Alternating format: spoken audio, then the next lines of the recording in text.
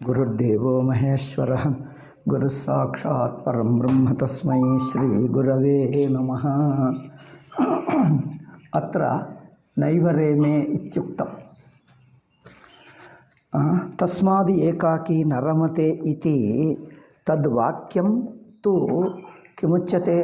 अर्थापत्य लौकिकानां सामान्योपदेशः।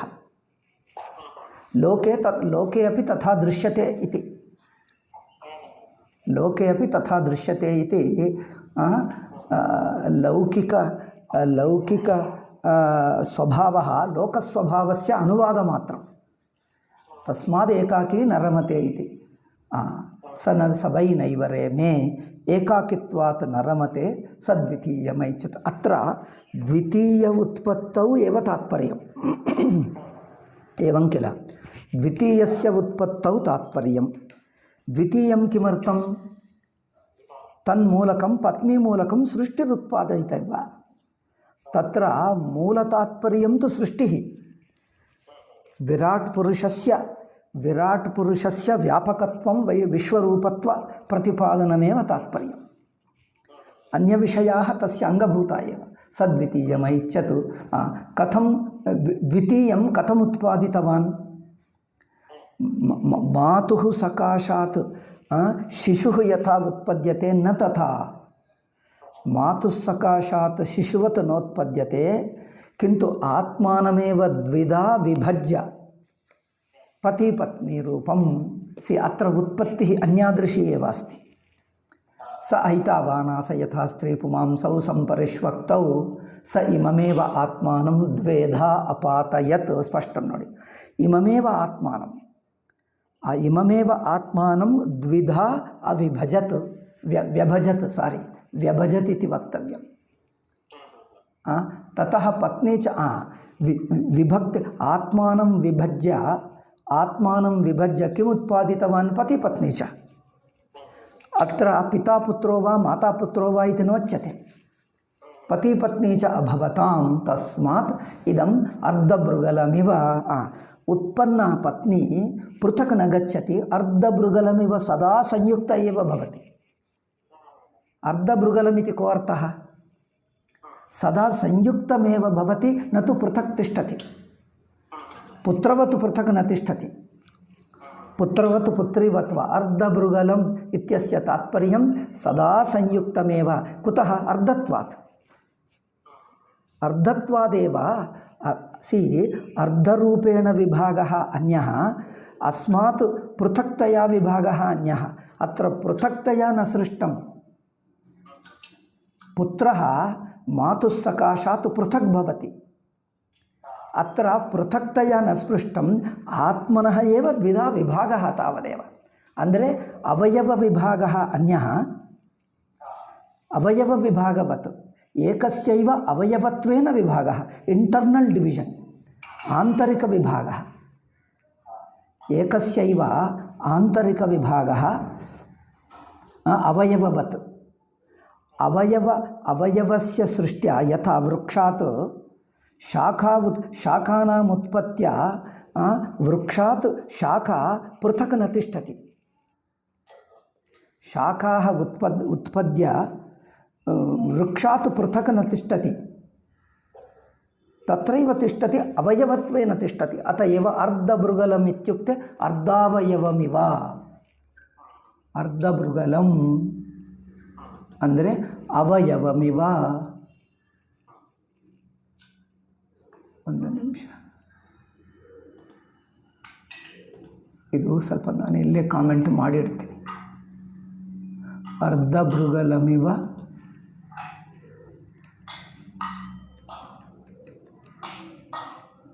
अर्धावयव इव अल्लवे?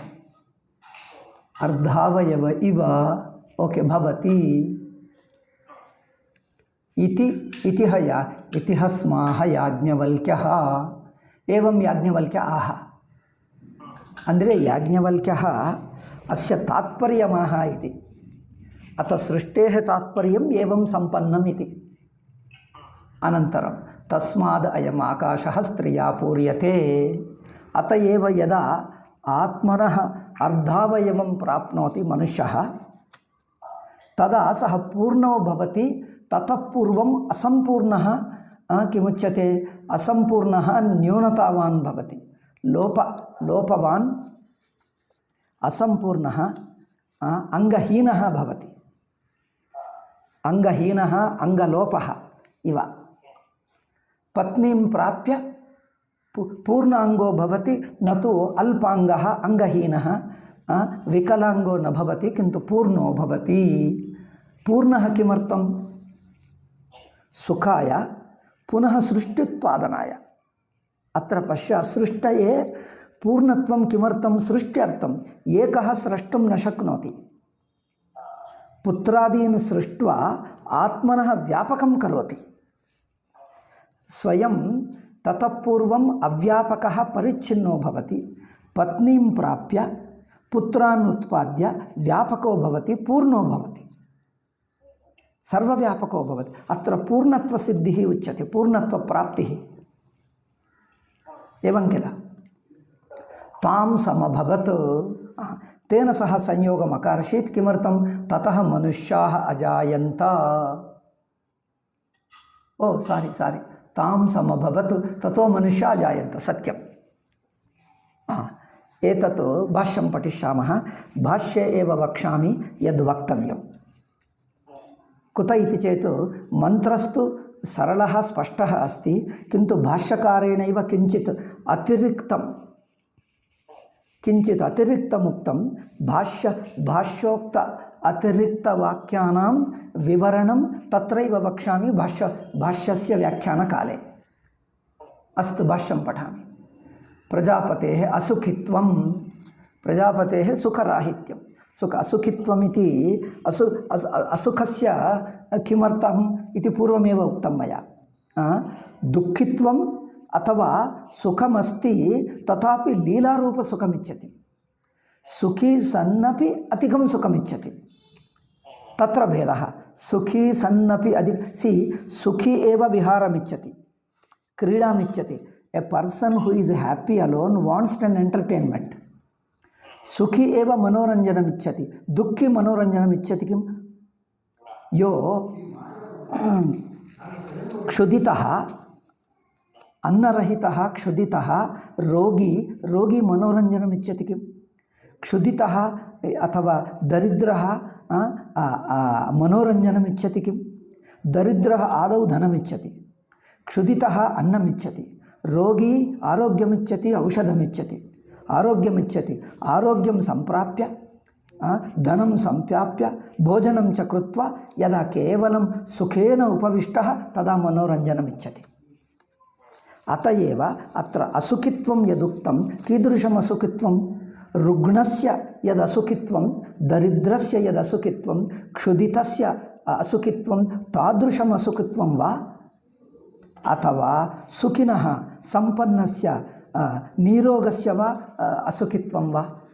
असुखित्वम् इत्युक्ते मनोरञ्जन अपेक्षा, मनोरञ्जनसुखापेक्षा, तावदेव असुखित्वमिति। इति यद्यपि मम व्याख्यानं, किन्तु आचार्यैः न किञ्चित् स्पष्टतया उक्तम् अल्लवे। सो ईदृशं व्याख्यानं चेत् विराट् पुरुषस्य युज्यते। नो चेत् विराट् पुरुषो भूत्वा किमर्थम् एवं सामान्य लौकिकवत् अज्ञानिवत् अंद्रे किमुच्यते दुरदृष्ट दुर्दैवग्रस्त मनुष्यवत्, दीनवत्, हीनवत्, रोगादिग्रस्त जीववत् चेत् सामान्य सुखमिच्छति। किमर्थं? मनोरञ्जनमिच्छति। अत्र मनोरञ्जनं किमर्थं? लीलारूपं, क्रीडारूपं। तत् किमर्थं लीला क्रीडा? पुनरपि आत्मनो व्यापनाय। सुखी व्याप्तिमिच्छति, दुःखी दुःखापनयमेव इच्छति। अत्यंत परमलौकिकः यो रुग्णः दरिद्रः आदौ भोजनमिच्छति, दरिद्रः भोजनं गृहं वस्त्रमिच्छति, किन्तु धनी मनोरञ्जनमिच्छति, आत्मनः विस्तारमिच्छति अल्लवे। अत्र आत्मनः विस्तारमिच्छति, विराट रूपः आत्मानं विस्तीर्य विश्वरूपः सृष्टिर्भवितुमिच्छति। तत्र तात्पर्यं किं? सृष्टिः भवितुमिच्छति। अतएव धनिकवत् संपन्नवत् सुखी यो सुखी आहारादि युक्तः आहारवस्त्रादि युक्तः तादृशस्य इयमिच्छा तादृशस्य इदम् असुखित्वम् इति एवं व्याख्याते सति सम्यक् युज्यते इति मम भाति। अस्तु नाम इतश्च संसारविषय एव यद्यपि एवमस्ति तथापि संसारविषय एव। मनोरञ्जनमपि किञ्चित् अधिकमिच्छति, किन्तु अधिकेच्छापि संसार एव। परिपूर्णता मोक्षस्वरूपस्य। अत्र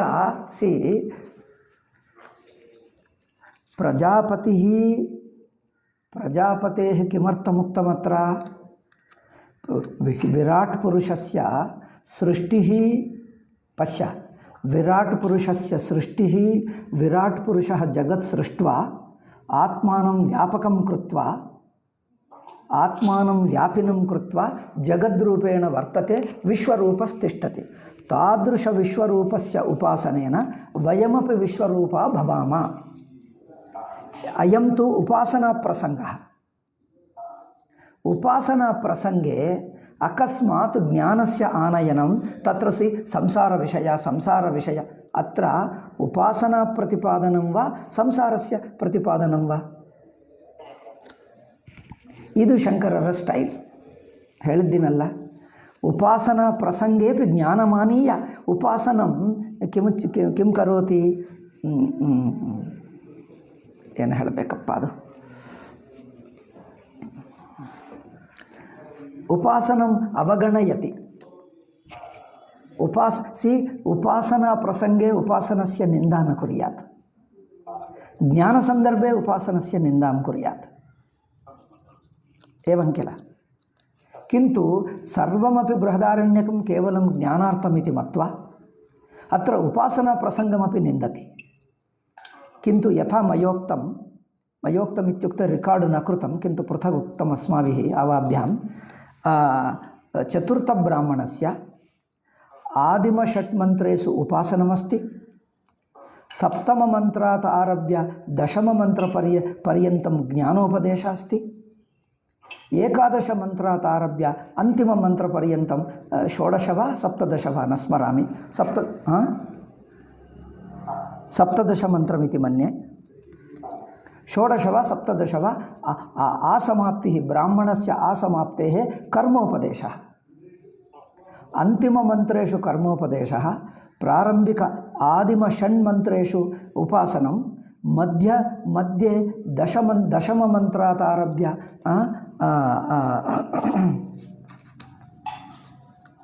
किमुच्यते सप्तममन्त्रात् आरभ्य दशममन्त्रपर्यन्तं ज्ञानोपदेशः। तत् मध्यमभागे ज्ञानोपदेशप्रसङ्गे उपासनस्य निन्दां कुर्यात्, तत् युज्यते, प्रासङ्गिको भवति। उपासनस्य प्रतिपादनसन्दर्भे तस्य निन्दावचनम् अप्रासङ्गिकमेव भाति। उपासनासन्दर्भे उपासनां प्रतिपाद्य तस्य फलं च उक्त्वा तस्य फले दोषः उपासनाफलप्राप्तावपि संसारित्ववर्णनं ज्ञानविषये ज्ञानकाण्डे प्रतिपादयेत्, स तु प्रासङ्गिको भवति। अत्र वेदान्तिनमेव अधिकारिणं मत्वा आदितः एव तस्य निन्दाम् आरभते भाष्यकारः, अल्लवे? आदितः एव निन्दाम् आरभते। अस्तु, किञ्चिदिव अप्रासङ्गिकः अनुप्रसक्तिः अन्ते वदेत्। सप्तममन्त्रे यत्र ज्ञानोपदेशः अस्ति तत्र वदेत्, कर्मनिन्दां कुर्यात्। ओके, इतश्च संसारविषये एव प्रजापतित्वं संसारविषयत्व। आदौ संसारविषयत्वमिति वर्णिते सति पुनः तत् उपासनावर्णनं, तस्य फलवर्णनं व्यर्थं भवति। आदौ एव प्रजापति संसारी इत्युक्ते अग्रे गन्तव्यं तस्य उपासनस्य प्रतिपादनं तस्य फलप्रतिपादनं तत्सर्वम् अनपेक्षितं भवति।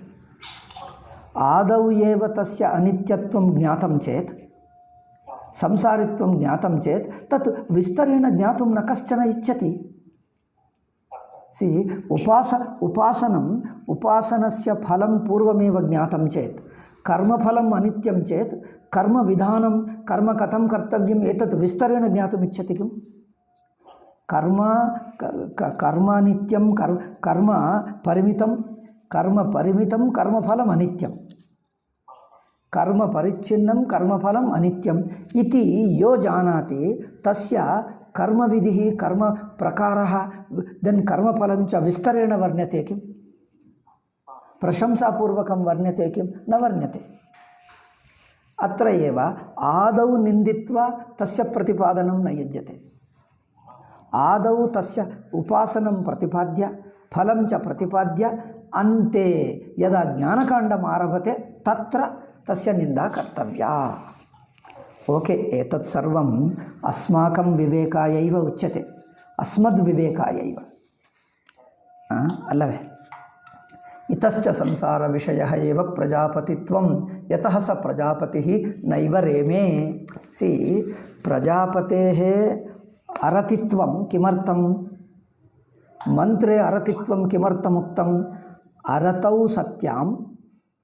अरतौ सत्यां पत्नीं प्राप्नोति, पत्न्या पुत्रान् जनयति, पुत्रानन्तरं जगत् सृजति। व्यापकत्वसिद्धये अरतित्वमुक्तमत्र, न तु अयं संसारी इति प्रतिपादनाय अरतित्वं नोच्यते। प्रसंगं पश्य, संसारित्वम् अयं संसारी इति निन्दार्थम् अरतित्वं नोच्यते। निन्दार्थं नोच्यते, तस्य व्यापकत्वाय उच्यते।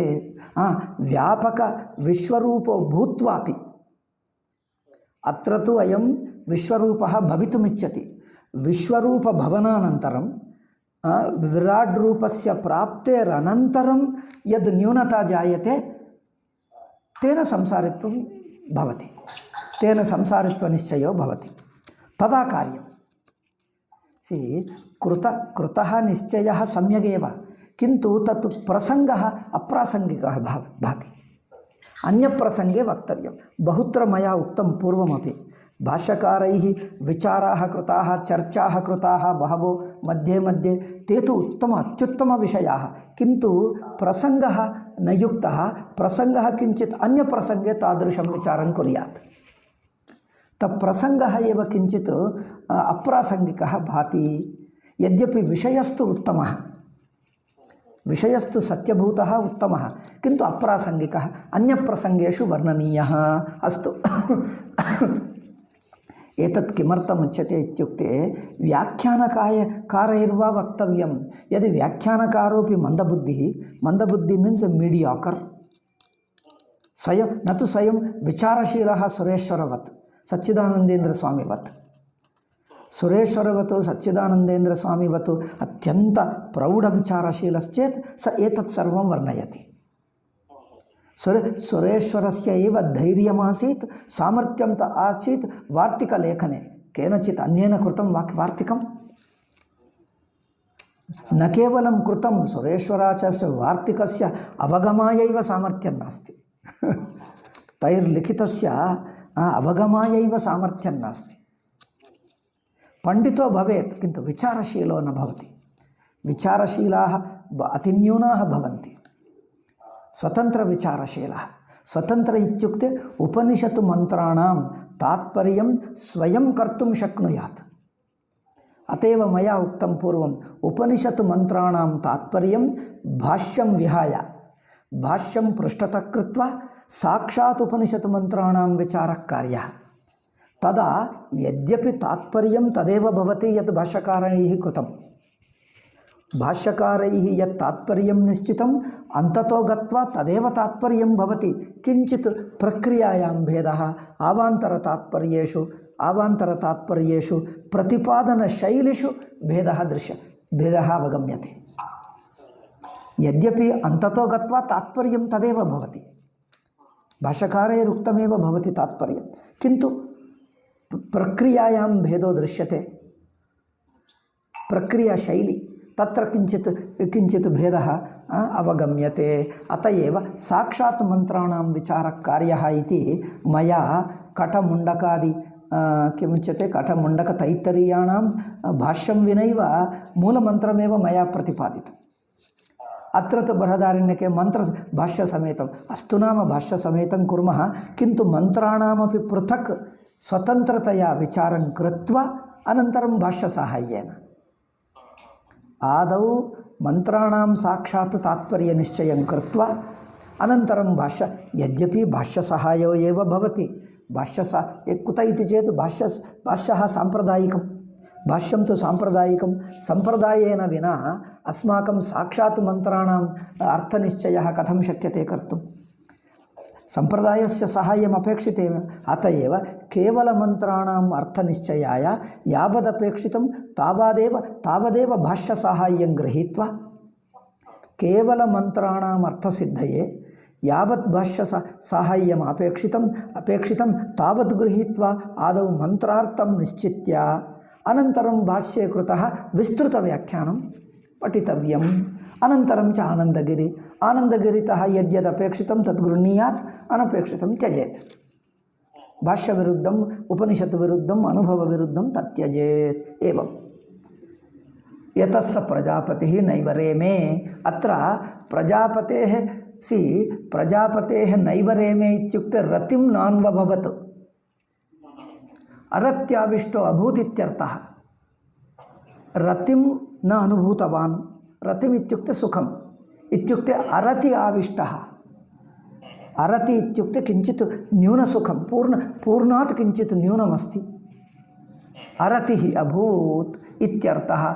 अस्मदादिवदेव इति सामान्यमनुष्यवत् इति भाष्यकारः उदाहरणं ददाति। अस्मदादिवत् अत्यन्तपरमलौकिकवत् इति भाष्यकारः ब्रूते। यद्यपि लौकिकवतेव किन्तु अत्यन्तपरमलौकिकवदन किञ्चित् धनिकः सम्पन्नः तादृशवदिति वक्तव्यम् इति मम अभिप्रायः। अस्तु न अग्रे गच्छामः। यतः इदानीमपि तस्मात् अनन्तरं पश्य तस्मात् एकाकी न रमते इति लौकिकानाम् उदाहरणम् इति भाष्यकारस्य अभिप्रायः।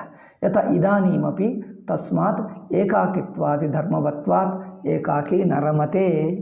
एकाकित्वादिधर्मवत्वम्, एकाकी न रमते, एकाकी सुखं नानुभवति सामान्यमनुष्यः।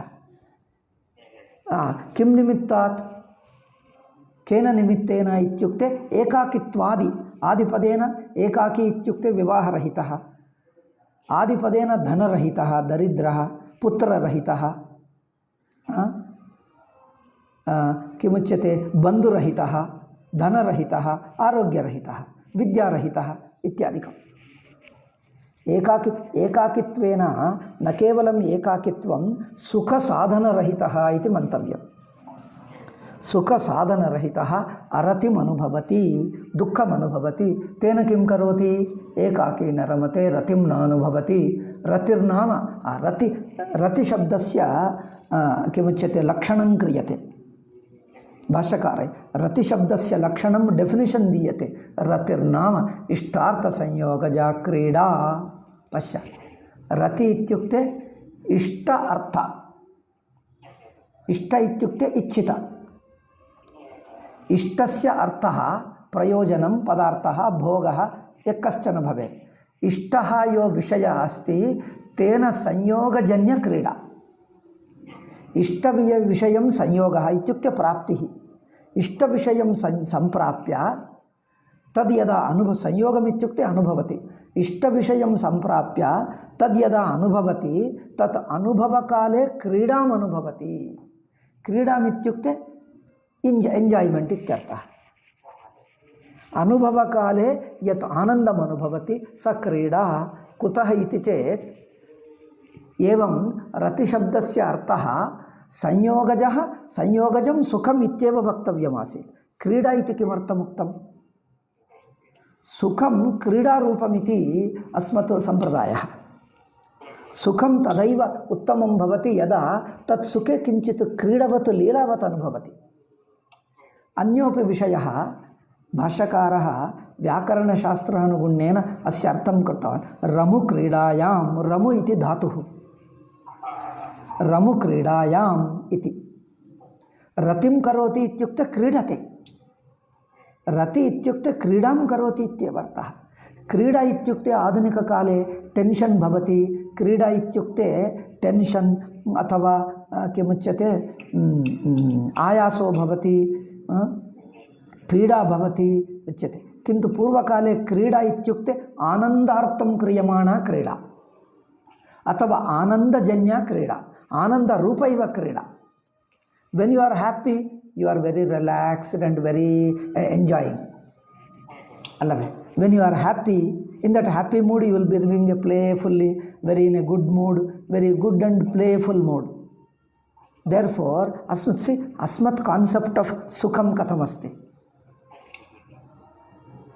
Idam tu satvikam sukham.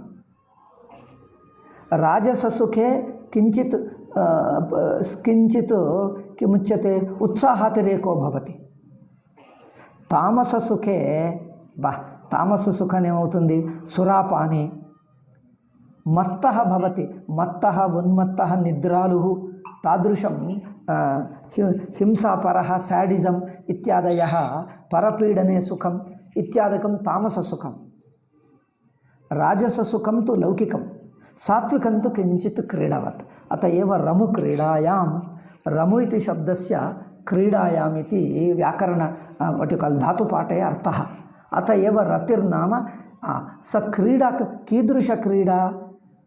सुख अनुभवकाले अनुभूयमान क्रीडा, लीला, लीला मात्रमंते very playfully sportively, very playful sportive हेल्तारल्ल, टेकिंग इट लाइट्ली ಎಂದು ತಾದೃಶ ಕ್ರೀಡಾ। ಸೊ ಅಂದರೆ ಇಷ್ಟಾರ್ಥ ಸಂಯೋಗ, ಇಷ್ಟ ವಿಷಯಂ, ಇಷ್ಟ ವಿಷಯೇನ ಸಂಯೋಗಂ ಕರೋತಿ ಅನುಭವತಿ, ತತ್ ಅನುಭವಕಾಲೇ ಅನುಭೂಯಮಾನ ಕ್ರೀಡಾ ತತ್ ಲೀಲಾರೂಪ ಏವ ಸುಖಂ. See how the our people define our concept of happiness ಹೇಗಿದೆ. ಅದಕ್ಕೋಸ್ಕರ ಜನರು ಹೇಳಿದ್ದ, ಈ ಕಾಲದಲ್ಲಿ ಏನು ಹೇಳ್ತಾರೆ, ಮೋರ್ ವಸ್ತುಗಳು ಬೇಕು, ಮೋರ್ ಸಂಪತ್ತಿ, ಮೋರ್ ಭೋಗಪರಾಯಣರಾಗಿ ಕುಡಿಯುತ್ತಾ ಡ್ಯಾನ್ಸ್ ಮಾಡಿ ಮುಳುಗಿದ್ದರೆ ಅದೇ ಅಂದ್ಕೊಳ್ತಾ ಇದ್ದ. ಆ ಡ್ಯಾನ್ಸ್ ಬೇರೆ ಅಲ್ಲವೇ? ಇದು ನಮ್ಮ ಜನರು ಸಾತ್ವಿಕ ಕ್ರೀಡಾ, ಲೀಲಾಮಯ. ಈ ಲೀಲಾಮಯಮೇವ ವಾಸ್ತವಿಕಂ ಸುಖಂ, ತದೇವ ಪುರುಷಾರ್ಥಃ ಇತ್ಯುಚ್ಯತೆ ಶಾಸ್ತ್ರೇಷು. अस्तु नाम. सो रतिर्नाम इष्टार्थ संयोगज क्रीडा, तत्प्रसंगेन इष्टवियोगात् मनसि आकुल. What is अरति then? रति रति शब्दस्य लक्षणं कृतम्. अरति शब्दस्य लक्षणं किं? तत्प्रसंगेन, तत्प्रसंगेन इत्युक्ते तत् क्रीडा प्रसंगे सति. प्रसंग इत्युक्ते निमग्नः, तस्मिन् निमग्नाभूत इष्टवियोगात्. तस्मिन् प्रसंगेन इत्युक्ते प्रसंगः आसक्तिः. अत्र प्रसंगशब्दः आसंगः, आसक्तिः. ಅಂದರೆ तस्मिन् क्रीडायाम् आसक्तिरस्ति, आसक्तिरस्ति, क्रीडाम् अनुभवति. तस्मिन्नेव संदर्भे तत्प्रसंगे इष्टवियोगात् यदा रतिम् अनुभवति, तत् रतेरनुभवकाले इष्टवियोगो जातः. इष्टपदार्थम अनुभवन् रतिम अनुभवति. इष्टपदार्थस्य अनुभवकाले रतिम अनुभवति. अदा इष्टवियोगे जाते रतिर्नश्यति. इष्टवियोगेत् मनसि आकुलीभावः, आकुलीभावः द सेन्स् ऑफ मिस्सिंग. व्याकुलीभावः, व्याकुलीभावः it is missing, and not only missing, that hankering also. व्याकुलीभावः इत्युक्ते तस्य अभावः, तस्य नास्तित्व अनुभवः, तस्य अपेक्षा च, तीव्र अपेक्षा. अपेक्षितस्य नाशः, अपेक्षितस्य अभावः, लोपः, आकुलीभावः. तदर्थम् आकुली भवति इत्युक्ते अधुना नष्टः पुनः प्राप्तये मनसि या यद्दुःखं भवति पुनः प्राप्तये नष्टं किन्तु अभिलषितं नष्टं किन्तु अभिलषितं पुनः प्राप्तये यद् मनसि चिंता भवति दुःखं च अनुभूयते तत् आकुलीभावः व्याकुलीभावः अरतिरित्युच्यते. सी हौ अवर फीलिंग्स अನ್ನು ಎಷ್ಟು ಕ್ಲಿಯರ್ಲಿ ಡಿಫೈನ್ ಮಾಡ್ತಾರೆ. गीता भाष्येपि एवं बहूनां शब्दानां लक्षणं भाष्यकारैः स्पष्टमुच्यते. ನಾನು ಹೇಳಿದ್ದೀನಿ ಈ ಡೆಫಿನಿಷನ್ಸ್ ಎಲ್ಲ ಒಂದು ಕಡೆ ಲಿಸ್ಟ್ ಮಾಡಿ ಸಂಸ್ಕೃತ ಡಿಕ್ಷನರಿ ಮಾಡಬೇಕು. ನ ಕೇವಲ ಮಾತ್ರ ಸಂಸ್ಕೃತ ಕಾವ್ಯೇಷು ಅಪಿ ಪಂಚಕಾವ್ಯೇಷು ಭಾಗವತೆ ಭಾಗವತ ವ್ಯಾಖ್ಯಾನೆ ರಾಮಾಯಣ ವ್ಯಾಖ್ಯಾನೆ ಮಹಾಭಾರತಸ್ಯ ವ್ಯಾಖ್ಯಾನೆ ತತ್ರ ತತ್ರ ಶಬ್ದಾನಾಂ ಗುಣಾನಾಂ ಲಕ್ಷಣಂ ಸ್ಪಷ್ಟಮುಚ್ಯತೆ ಅಸ್ಮತ್ ಶಾಸ್ತ್ರೇಷು. ತಾನಿ ಸರ್ವಾಣಿ ಏಕತ್ರೀಕೃತ್ಯ ಉತ್ತಮ ಸಂಸ್ಕೃತಕೋಶಃ ಕರ್ತವ್ಯಃ ಇದೆ. ಒಂದು ಸಂಸ್ಕೃತಕೋಶ ಇಲ್ಲಪ್ಪ, ಇದೆಲ್ಲ ನನಗೆ ಪ್ಲ್ಯಾನ್ಗಳು ದೊಡ್ಡವಿವೆ, ನಾನು ಒಬ್ಬನೇ ಎಷ್ಟು ಮಾಡೋಕ್ಕಾಗ್ತದೆ, ಇನ್ನೊಬ್ಬರಿಗೆ ಕೊಡ್ತೀನಿ ಐಡಿಯಾಸು ಹೇಗೆ ಮಾಡಬೇಕು ಎಲ್ಲ ಕೊಡ್ತೀನಿ. If somebody wants to do it will be highly useful to Hindu society ಅಲ್ಲವೇ. ಪ್ರತ್ಯೇಕಸ್ಯ ಪದಸ್ಯ ಹಸಿ ಇದು ಬ್ಯೂಟಿಫುಲ್, ಇದೆಲ್ಲ ಒಂದು ಕಡೆ ಸೇರಿಸಬೇಕು. ಶೋಕ ಅಂದ್ರೇನು ದಟ್ ಆಲ್ಸೋ ಡಿಫೈನ್. ಕರ್ಮ ಇತಿ ಕೋ ಅರ್ಥಃ, ಕರ್ಮ ಶಬ್ದಸ್ಯ ಕೋ ಅರ್ಥಃ, ಶೋಕ ಶಬ್ದಸ್ಯ ಕೋ ಅರ್ಥಃ.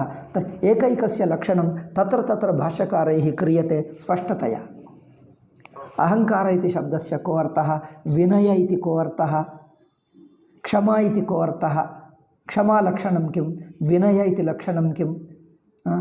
ಸರ್ವಸ್ಯ ಲಕ್ಷಣಂ ತತ್ರ ತತ್ರ ಗೀತಾಭಾಷ್ಯೆ ಅನ್ಯತ್ರ ಚ ಉಪನಿಷತ್ಸು ಚ ದೃಶ್ಯತೆ ಭಾಷ್ಯಕಾರೈಃ ಕೃತಃ. ಕದಾಚಿತ್ ಟೀಕಾಕಾರಾः अपि कुर्वन्ति. अन्यत्र पंचकाव्येषु अपि तत् न तु कालिदासः तत् मल्लिनाथादि व्याख्यातृभिः कृतानि लक्षणानि बहूनि सन्ति. ಅದೆಲ್ಲ ಯಾರಾದರೂ ಸಂಸ್ಕೃತ ಇಷ್ಟ ಇದ್ದು ಇಂಥದ್ದು ಡಿಕ್ಷನರಿ ಮೈಂಡ್ ಇದ್ದರೆ ಇದೆಲ್ಲ ಕಂಪೈಲ್ ಮಾಡಲಿ. ಅಟ್ಲೀಸ್ಟ್ ಸ್ಮಾಲ್ ಡಿಕ್ಷನರಿ ಆದೌ ಕರ್ತವ್ಯಂ, ಅನಂತರಂ ಎಕ್ಸ್ಪ್ಯಾಂಡ್ ಕುರ್ವನ್ ದ್ವಿತೀಯ ತೃತೀಯ ಪರ್ಯಾಯಂ ತತ್ ಸಮಗ್ರ ಶಬ್ದಕೋಶಃ ಭವಿಷ್ಯತಿ. ಸಂಸ್ಕೃತ ಶಬ್ದಕೋಶಃ ಸಂಸ್ಕೃತ ಶಬ್ದಾನಾಂ ಸಂಸ್ಕೃತೆ ಏವ ಅರ್ಥಕಥನಂ ಅರ್ಥಪ್ರತಿಪಾದನಂ ಏವಂ ಕೃತೆ ಸಂಸ್ಕೃತಾತ್ ಸಂಸ್ಕೃತಕೋಶಃ ಸಂಸ್ಕೃತಾತ್ ಸಂಸ್ಕೃತಕೋಶಃ ನ್ಯೂನಃ ಇಲ್ಲವೇ ಇಲ್ಲ. ಯಾವುದೇ ಒಂದಿದೆ ಅದು ದಪ್ಪ ಪುಸ್ತಕ ಇದೆ, ಬಟ್ ಹ್ಯಾಂಡಿ ಪುಸ್ತಕಂ ಅಪೇಕ್ಷಿತಂ ಶಬ್ದಕೋಶ. ಅಷ್ಟು ಟೈಮ್ ಆಯ್ತಪ್ಪ ಅಲ್ಲ, ಇನ್ನೊಂದು 2 ನಿಮಿಷ ಇದೆ ಹೇಳ್ತೀನಿ. ಸೊ ಇದು ಆಕುಲೀವ. ಅನಂತರಂ ಪ್ರಜಾಪತಿನ ಮನುಷ್ಯ ಸೃಷ್ಟಿ. ಓಕೆ, ಅರತೇರನಂತರಂ ಸ ಮನುಷ್ಯಂ ಸೃಜತಿ ಏಕಾಕಿ ನರಮತಿ. ಸ ತಸ್ಯಾಹ ಅರತೇಃ ಅಪನೋದನಾಯ. ಅರತೇಃ ಅರತಿರಸ್ತಿ ಚೇತ್ ಅರತಿಃ ಅಪನೀತವ್ಯ. ಅಪನೋದನಾಯ ನೋದಾಯ ಇದೆ. ಅಪನೋದಾಯ ದ್ವಿತೀಯಂ ಐಚ್ಛತ್. ದ್ವಿತೀಯಮಿತ್ಯುಕ್ತೆ ಅರತ್ಯಪಘಾತ ಸಮರ್ಥಂ. ದ್ವಿತೀಯಂ ಕತ್ ಅರತಿ ಅಪಘಾತ ಇತ್ಯುಕ್ತೆ ನಾಶ. ಅರತೇಃ ನಾಶ ಸಮರ್ಥಃ ಅನ್ಯ ಪದಾರ್ಥಃ ಅಪೇಕ್ಷಿತ. ಸ ತು ಸ್ತ್ರೀ ವಸ್ತು ಐಚ್ಛತ್. అంటే ಐಚ್ಛತ್ ಇತ್ಯುಕ್ತೆ ಗೃದ್ಧಿಂ ಅಕರೋತ್. ಮಾ ಗೃಧ ಕಸ್ಯ ಸಿದ್ಧನಂ ಇತಿ ಈಶಾವಾಸ್ಯತಿ. ಗೃಧಿ ಇತ್ಯುಕ್ತೆ ಗೃಧಿ ಇತಿ ಇಚ್ಛಾ ಕಾಮನ. ಗೃಧಿಂ ಅಕರೋತ್. ಗೃಧಿಂ ಅಸ್ತಿ ಗೃದ್ಧಿಂ ಅಸ್ತಿ. ಗೃಧಿ ಇದೆಯಾ ಗೃದ್ಧಿ ಇದೆಯಾ? ಓ ಗೃದ್ಧಿಂ ಪದ ಅಂದರೆ ಅದನ್ನು ಕ್ತಿ ಪ್ರತ್ಯಯ ಮಾಡಿಬಿಟ್ಟರು. ಗೃಧಿ ಆದರೂ ಹೇಳಬಹುದಿತ್ತು, ಮರೇನೋ ಗೃದ್ಧಿಂ ಮಾಡಿಬಿಟ್ಟರು.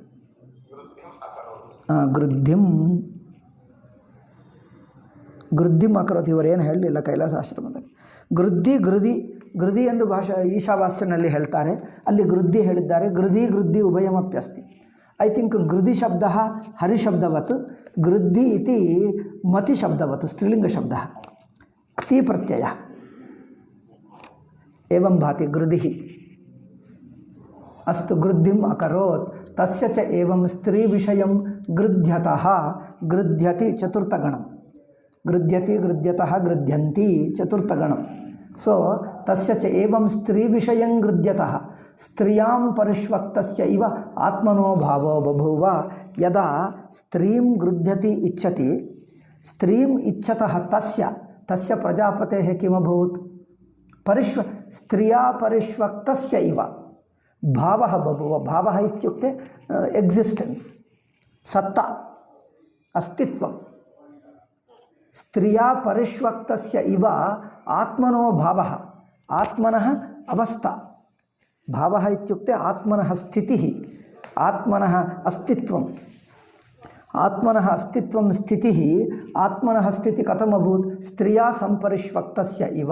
ಅನಂತರ ಸತೇನ ಸತೇನ ಸತಿ ಸತ್ಯೇಪ್ಸುತ್ವಾತ್. ಸಹ ಪ್ರಜಾಪತಿ ಹಿರಣ್ಯಗರ್ಭಃ ಸತ್ಯಸಂಕಲ್ಪಃ. ಸತ್ಯೇಪ್ಸುತ್ವಾತ್ ಇತಿ ಪದಮ್ ಅವಗತಂ. ಈಪ್ಸಾ ಇತ್ಯುಕ್ತೆ ಆಪ್ತುಂ ಇಚ್ಛಾ ಈಪ್ಸಾ. ಆಪ್ ಪ್ರಾಪಣೆ, ಪ್ರಾಪಣಂ ಪ್ರಾಪ್ತಿ. ಈಪ್ಸಾ ಇತ್ಯುಕ್ತೆ ಪ್ರೇಪ್ಸಾ. ಈಪ್ಸಾ ಪ್ರೇಪ್ಸಾ ಉಭಯೋರಪಿ ಏಕ ಏವ ಅರ್ಥಃ. ತತ್ ಪ್ರಾ ಉಪಸರ್ಗಸಹಿತಂ ಪ್ರೇಪ್ಸಾ. ಪ್ರೇಪ್ಸಾ ಪ್ರಾಪ್ತುಮಿಚ್ಛಾ, ಈಪ್ಸಾ ಆಪ್ತುಮಿಚ್ಛಾ. ಈಪ್ಸಾ ಆಪ್ತುಮಿಚ್ಛಾ. ತಸ್ಯ ಇಚ್ಛಾ ಕೀದೃಶಿ? ಸತ್ಯ. ಸತ್ಯ ಈಪ್ಸಾ ಸತ್ಯೇಪ್ಸಾ. ಸ್ತ್ರೀಲಿಂಗಶಬ್ದತ್ವಾತ್ ಈಪ್ಸಾ ಶಬ್ದಃ ಸ್ತ್ರೀಲಿಂಗಶಬ್ದ. ಅತ ಏವ ಸತ್ಯ ಇತಿ ಸ್ತ್ರೀಲಿಂಗಶಬ್ದಃ ವಿಶೇಷಣಂ ಭವತಿ. ಸತ್ಯ ಈಪ್ಸಾ ಇತ್ಯುಕ್ತೆ ಸತ್ಯಸಂಕಲ್ಪಃ. ಸಿ ಸರ್ವೇಪಿ ಋಷಯಃ ಬ್ರಹ್ಮಲೋಕವಾಸಿನಃ ಅಥವಾ ಬ್ರಹ್ಮ ಸತ್ಯಸಂಕಲ್ಪಃ. ತತ್ ಛಾಂದೋಗ್ಯೋಪನಿಷದಿ ಉಕ್ತಂ ಸಂಕಲ್ಪಮಾತ್ರೇಣ ಸಿದ್ಧ್ಯಂತಿ ಇತಿ. ಸತ್ಯಸಂಕಲ್ಪತ್ವಾತ್ ಸಂಕಲ್ಪಮಾತ್ರೇಣ ಪದಾರ್ಥಾಃ ಆಯಾಂತಿ. ಏವಂ ಅಂತೆ ಸಿದ್ಧಪುರುಷಸ್ಯ ಅಷ್ಟಸಿದ್ಧಯಃ ಬ್ರಹ್ಮಲೋಕವಾಸಿನಾಂ ಅಷ್ಟಸಿದ್ಧಯಃ ಸಂತಿ.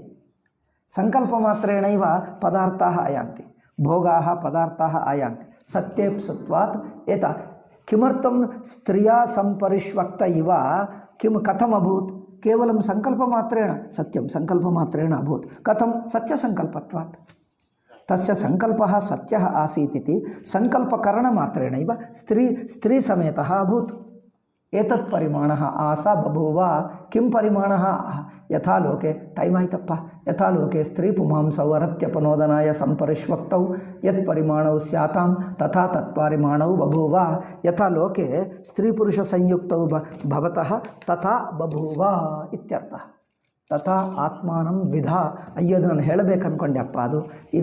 ಅದು ಪತ್ನಿ ದುಹಿತ ಎಂದು ಹೇಳಿದ್ದಾರಲ್ಲ, ಅದಕ್ಕೆ ನನಗೆ ಇದೇನು ಶತಪಥ ಬ್ರಾಹ್ಮಣದಲ್ಲಿ ಇನ್ನೊಂದು ವಾಕ್ಯ ಸಿಕ್ಕಿತು, ಅಲ್ಲಿ ದುಹಿತ ಎಂದು ಹೇಳಿಬಿಟ್ಟರು. ಎಲ್ಲಿ?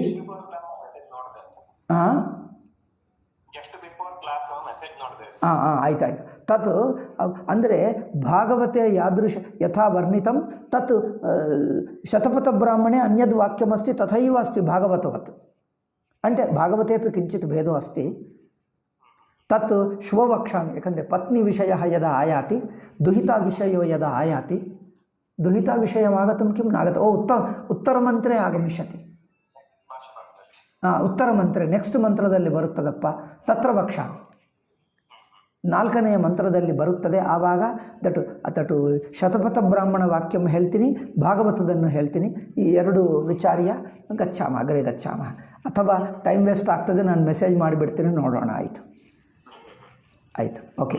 ಓಂ ಶಾಂತಿ ಶಾಂತಿ ಶಾಂತಿ. ಹರಿ ಓಂ ಶ್ರೀ ಗುರುಭ್ಯೋ ನಮಃ. ಹರಿ ಓಂ ತತ್ಸತ್.